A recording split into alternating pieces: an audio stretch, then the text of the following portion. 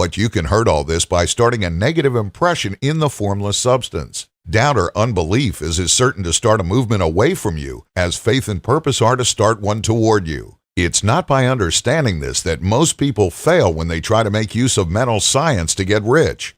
Every hour and moment you spend in giving heed to doubts and fears, every hour you spend in worry, every hour in which your soul is possessed by unbelief, sets a current away from you in the whole domain of intelligent substance. Since belief is all important, it behooves you to guard your thoughts, and as your beliefs will be shaped to a very great extent by the things you observe and think about, it is important that you should command your attention. And here, the will comes into use, for it is by your will that you determine upon what things your attention shall be fixed.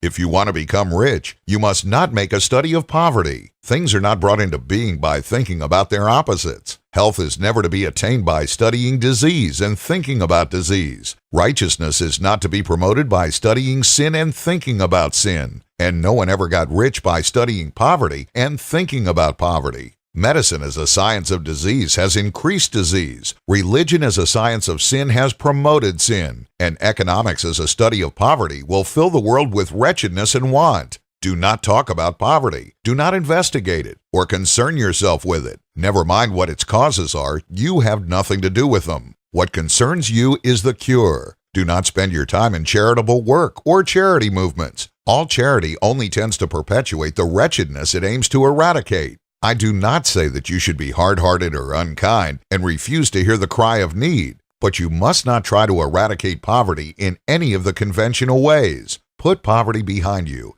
and put all that pertains to it behind you, and make good of yourself. Get rich. That is the best way you can help the poor. You cannot hold the mental image which is to make yourself rich if you fill your mind with pictures of poverty. Do not read books or papers which give anecdotal accounts of the wretchedness of the tenement dwellers, of the horrors of child labor, and so on. Do not read anything which fills your mind with gloomy images of want and suffering.